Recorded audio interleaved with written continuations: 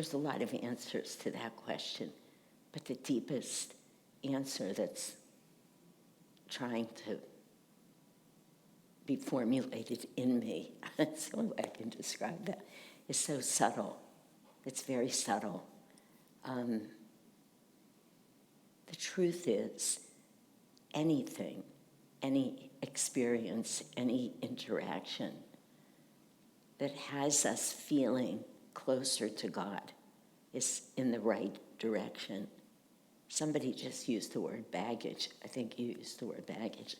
It's funny because I just, either New Year's Eve or Master's birthday, found that quote that Swamiji said about baggage, which I kept quoting. I hope I can quote it right now. But he said, anything that we hold on to, any emotion, fear, attachment, becomes baggage. And anytime we let go, it becomes freedom.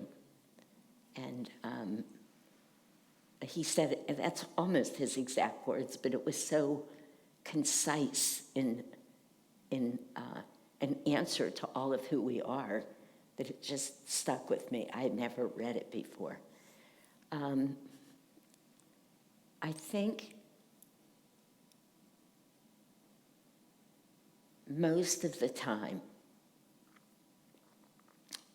when we talk about feelings or attraction, the very word brings up in me something that takes us outside of ourselves, our real self. It feels that way. However, I have known, I could say several of my spiritual friends, people who are in this room, but I'll use Jyotish and Devi as an example that the love that and I'll speak about Jyotish right now, what I would call love that I feel for Jyotish has absolutely nothing personal in it. Nothing. It's not like I long to be with him in any way or hold his hand or stare into his eyes with any personal or romantic feeling. There's nothing personal there. It's all transcendent when I'm with him. And so that love, pure love from the heart chakra, that love that Sri Yukteswar talks about, you can't put one foot in front of the other on the path until you've developed the natural devotion of the heart. That's what he's speaking about. When we feel that, it's undeniable that we feel closer to God in that person's presence. Most of the time, there's enough, what do I want to call it? I wish I could just find the right word, but enough stuff on each of us that has an attraction that's less than that, less than free, perfectly free, that it's not really enhancing that pure love for God.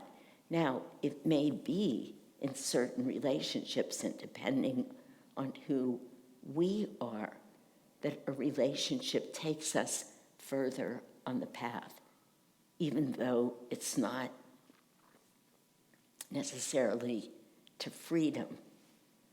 So if that makes sense, maybe somebody's helping us move closer because we're on a continuum. So we're with this person. There's a lot of human aspects to the love, but the overall relationship is so uplifting that we actually feel closer to God, hearts more open, more divinely loving when we're in that person's presence or those people's presence. I think that's a part of what spiritual community is. So it's a journey, and with any one particular person, we have to ask ourselves, do we feel, just the simple question, do we feel closer to God or not when we're with them? I know with my biologic family, and they're all a little troubled. And over the years, I started seeing that I was getting a little more contractive when I was near them.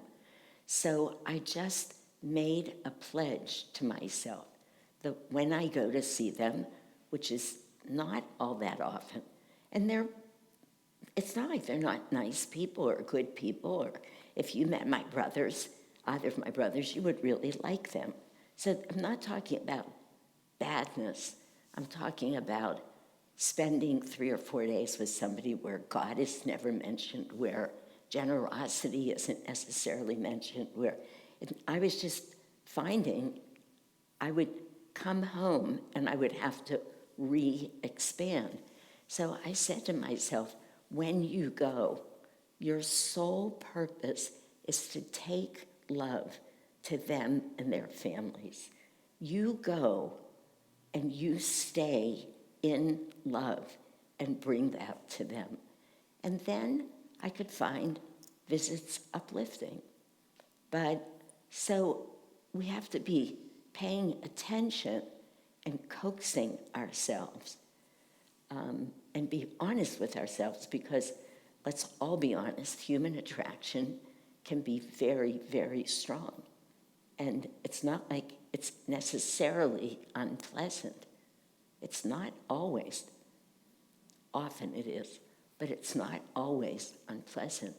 So we just have to keep seeing, how's this relationship working for me?